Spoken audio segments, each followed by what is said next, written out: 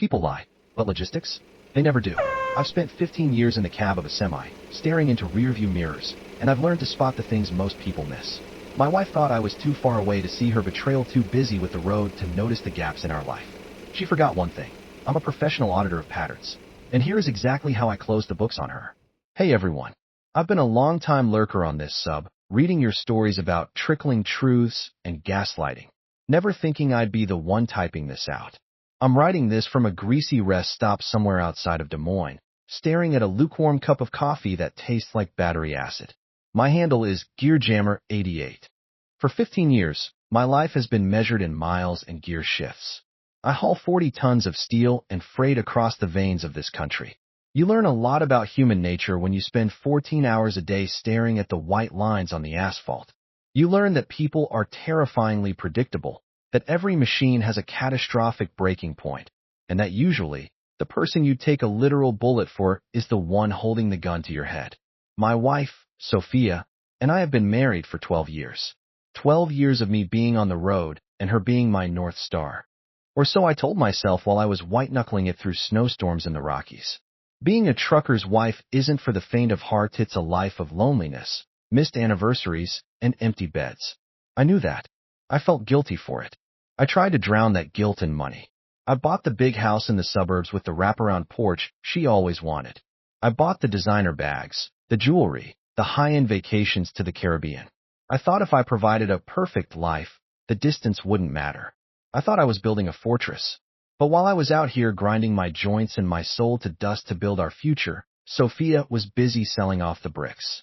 The realization didn't come from a stray hair in the car or a suspicious text message. I wasn't that lucky. It came from my younger brother, Kevin. Kevin's a good kid, but he's always lived on the edge, gambling on sports, chasing easy wins. He called me 3 weeks ago, and guys, I've never heard a man sound so broken. He was sobbing, his voice thick with blood and snot. He'd gotten in deep with a local private lender, a fancy word for a shark named Jason. Jason operates out of a windowless back alley office in our hometown, the kind of place you only go when you've run out of options. Kevin couldn't pay the vig. Jason didn't just break Kevin's arm in 2 places.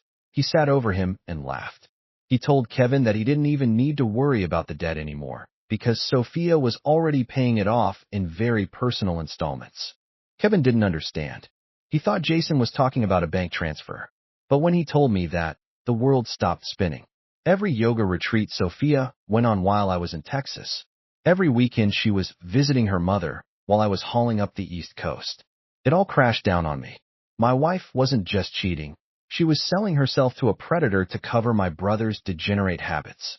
I was 500 miles away, trapped in a tin box in a thunderstorm, knowing my marriage was a hollowed-out corpse.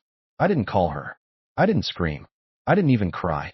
I just sat there in the dark of the cab, watching the GPS cursor flicker on the screen. That was the moment I realized. A GPS doesn't just tell the world where you are. It tells the world where it expects you to be. And in my profession, a rock-solid alibi isn't about the truth, it's about the logistics of data. I'm going to tell you exactly how I audited a man's life and dismantled a betrayal while officially being 300 miles away in a different state.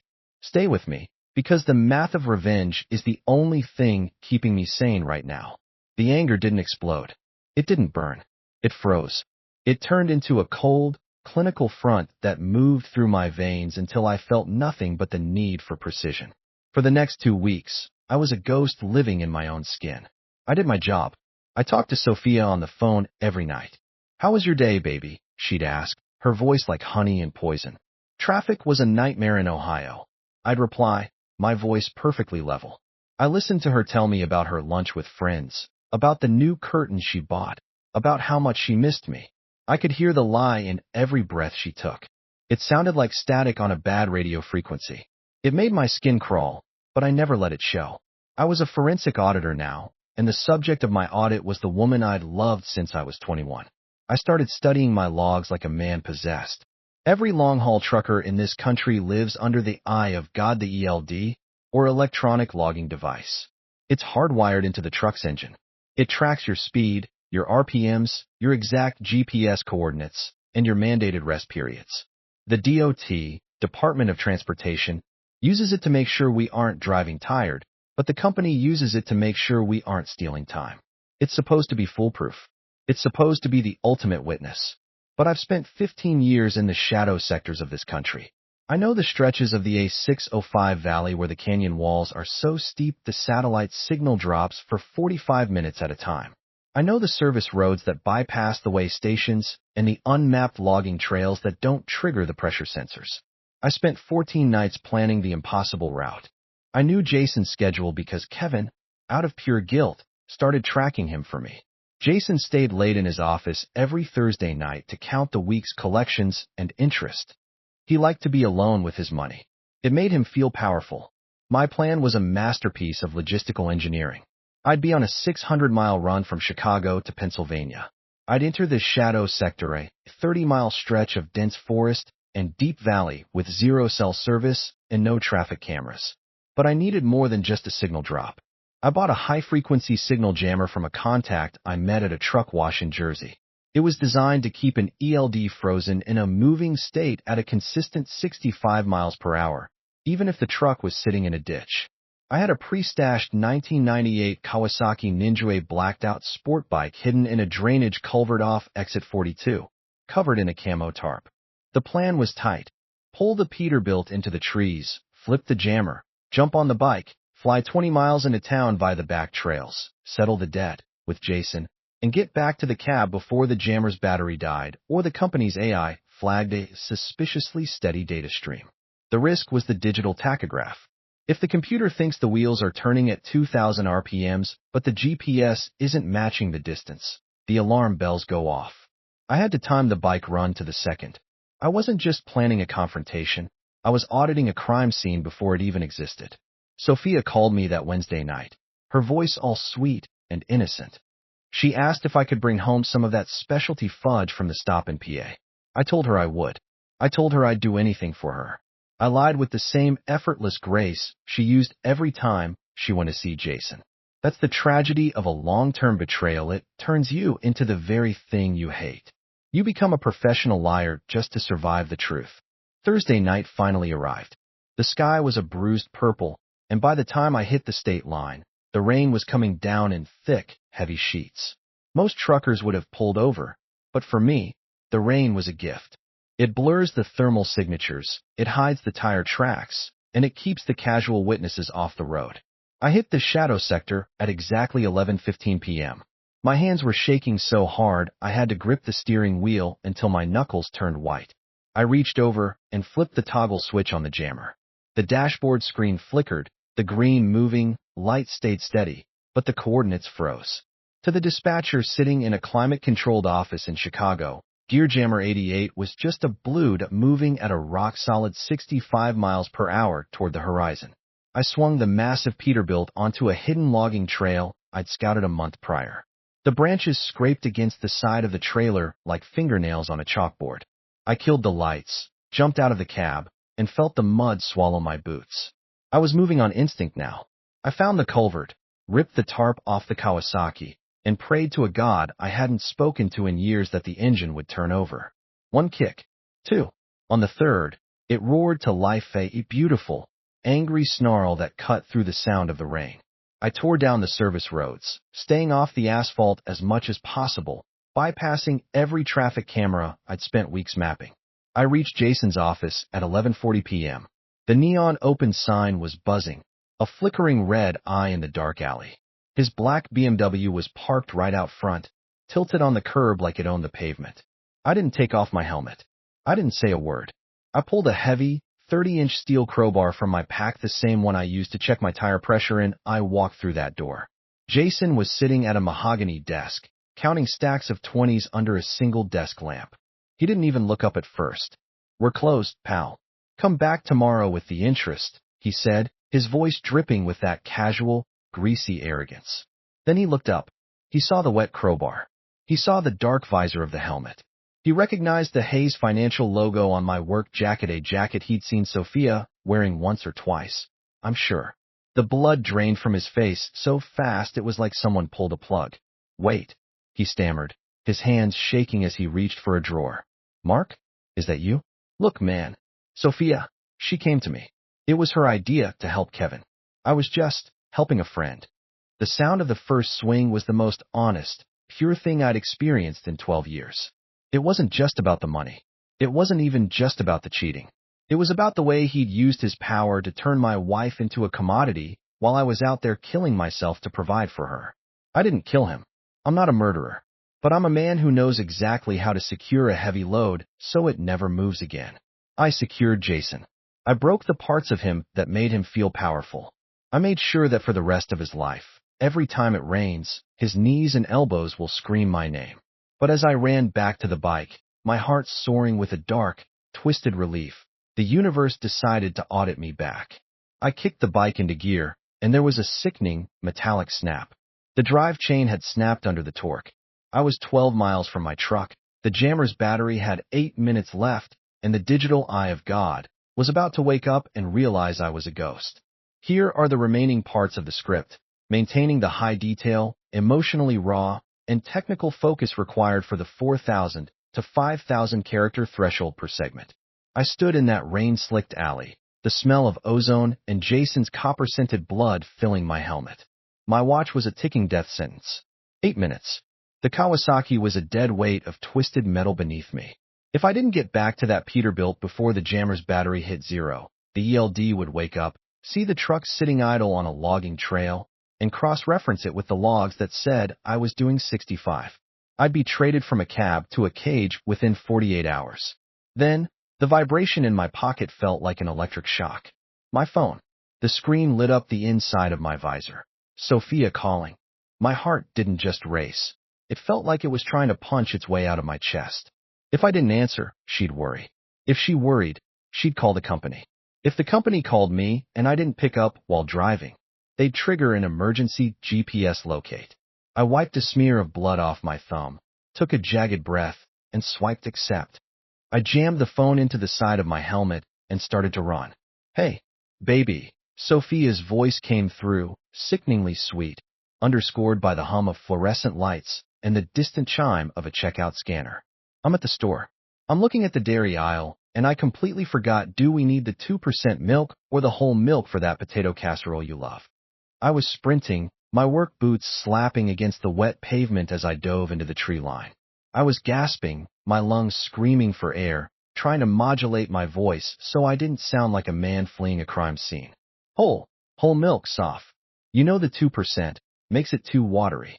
You okay, Mark? You sound really out of breath. Is the wind that bad out there? I heard the crinkle of a plastic bag on her end. The irony was a physical weight. She was debating milk fat percentages while I was leaping over fallen logs, running for my life after breaking the man she was sleeping with. Just adjusting the load. I grunted, my foot catching on a root as I tumbled into a muddy ditch. I scrambled up, my chest heaving. One of the straps snapped. Had to tighten it down in the rain. My back is killing me. Oh, you poor thing, she cooed, her voice full of that fake, practiced empathy that used to make me feel loved. Don't overexert yourself. Oh wait, they have those organic Honeycrisp apples on sale. $5 a bag. Should I grab some, or just stick to the regular ones? I was bursting through the thick brush now, the silhouette of the Peterbilt appearing like a massive, dark monument against the gray sky. I could see the faint glow of the jammer's LED through the window. It was pulsing red. Low battery. Get the regular ones, Sofia. Save the money. We need to be smart with our finances. Things are going to change soon. You're so right, honey. You're always the responsible one. I don't know what I'd do without you. I'll let you get back to it. I love you. Love you too. I whispered, and I meant it in the way you love a memory of someone who died a long time ago. I reached the cab, hauled myself up the chrome steps, and slammed the door. I fumbled for the jammer, my fingers slick with mud and sweat. I flipped it off and slammed the truck into gear just as the ELD screen flashed green and reestablished its link to the satellite. To the world, I hadn't moved. I was just a man on a long, boring drive.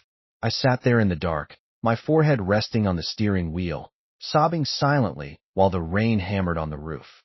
I had committed a felony while discussing grocery prices, and the scariest part was how easy the lying had become. I pulled into our driveway Friday morning, just as the sun was beginning to burn through the morning mist.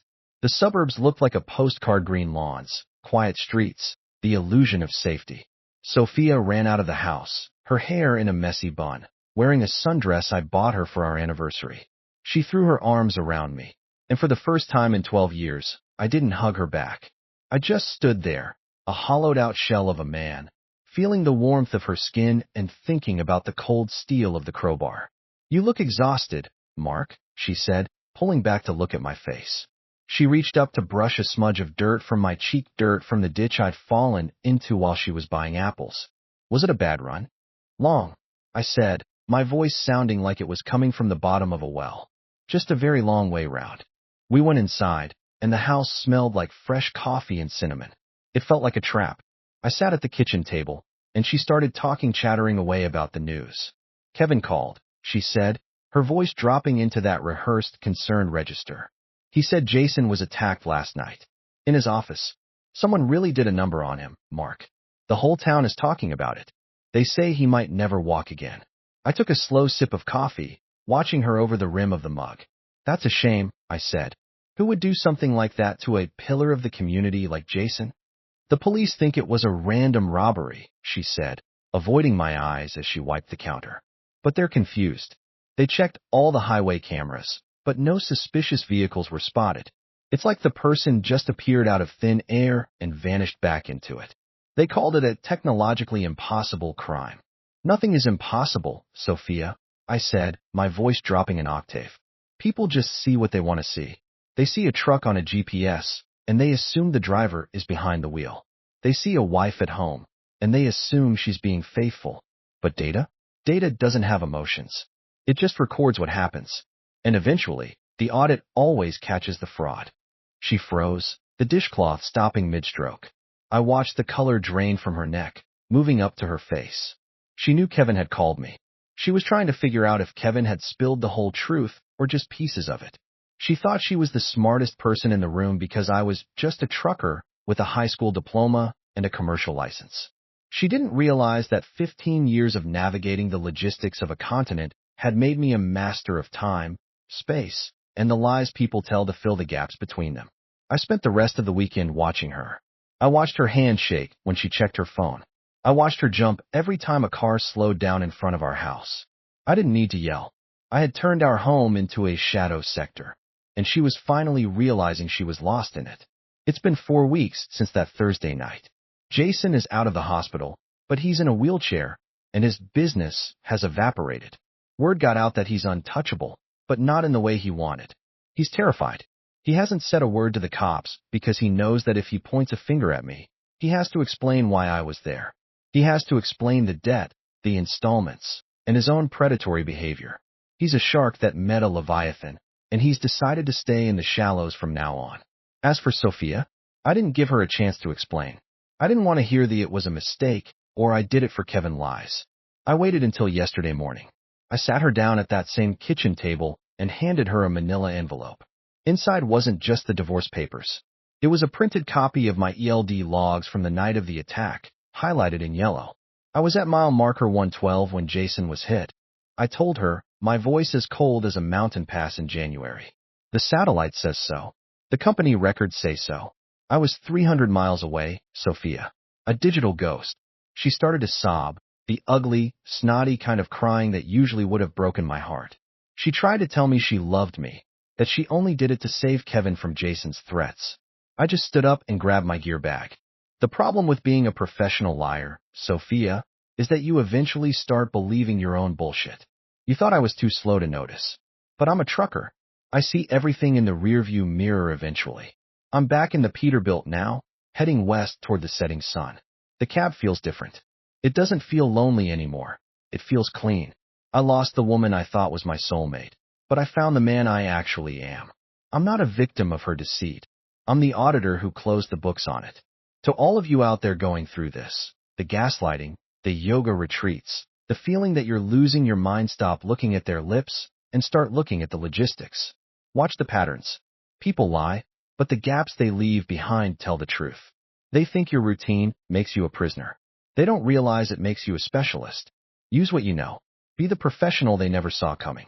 I'm hitting a dead zone in about 10 miles, so I'm going to sign off. I've got 40 tons of freedom behind me and nothing but the open road ahead. Sophia can keep the house.